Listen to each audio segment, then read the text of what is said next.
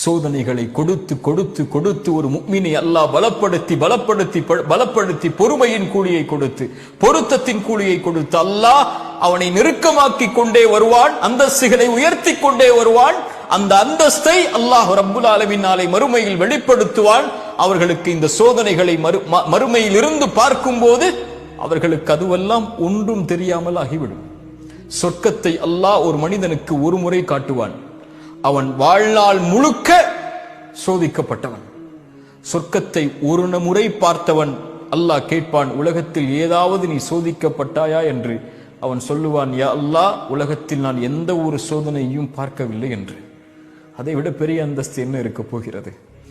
அல்லாஹ் ரப்புல் ஆலமீன் இந்த மூன்றின் காரணமாகத்தான் இறை நம்பிக்கை கொண்டவர்களை சோதிப்பான். ஏன் இறை நம்பிக்கை கொண்டவர்களை அல்லாஹ் விரும்புகிறான்? விரும்பினால் சோதித்த அல்லாஹ் அவர்களை நெருக்கமாக்கிக் கொண்டே வருவான். அல்லாஹுடைய தூதர் ஸல்லல்லாஹு அலைஹி வஸல்லம் ஒரு ஹதீஸில் சொன்னார்கள், அல்லாஹ் இறை நம்பிக்கை கொண்டவனுடைய எந்த ஒரு நன்மையையும் அல்லாஹ் வீணாக்குவதில்லை, அல்லாஹ் குறைப்பதில்லை.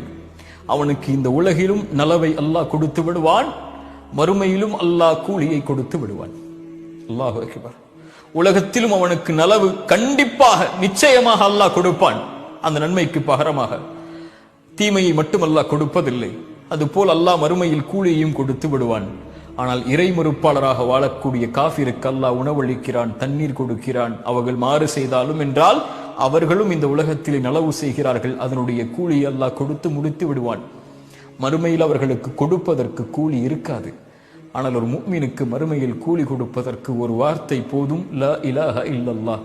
அல்லாஹ் ரப்புல் ஆலமீன் அதனால் தான் சொன்னால், உலகமளவு பாவங்களை சுமந்து நீ மறுமையில் வந்தாலும் லா இலாஹ இல்லல்லாஹ் என்ற வார்த்தை மட்டும் தூய்மையோடு இருந்தால் நீ சுமந்து வந்த உலகமளவு பாவங்களுக்கு நன்மையை தருகிறேன், நான் எதையும் பொருட்படுத்த மாட்டேன். ஒரு முஃமினுடைய கண்ணியம் அல்லாஹ்விடத்திலே அவ்வளவு மேலானது. லா இலாஹ இல்லல்லாஹ்வின் வார்த்தையின் கண்ணியம் அல்லாஹ்விடத்திலே அவ்வளவு உயர்ந்தது. அதனால் தான் அல்லாஹுடைய தூதர் ஸல்லல்லாஹு அலைஹி வஸல்லம் அவர்கள் சொன்னார்கள், யாரை அல்லாஹ் நேசிக்கிறானோ அவர்களை அல்லாஹ் சோதிப்பான், அல்லாஹ் சோதிப்பான். பொருந்திக் கொள்பவர்களை அல்லாஹ் பொருந்திக் கொள்வான். அல்லாஹ் ரப்புல் ஆலமீன் எம் சோதனைகளில் எம்மை உறுதிப்படுத்தட்டும். அல்லாஹ் எம்மை சோதிப்பதன் மூலமாக எம்மை அவனிடத்தில் நெருக்கமாக்கி அல்லாஹ் எம்மை நேசிக்கட்டும். அஸ்ஸலாமு அலைக்கும் வரஹ்மத்துல்லாஹி வபரகாத்துஹு.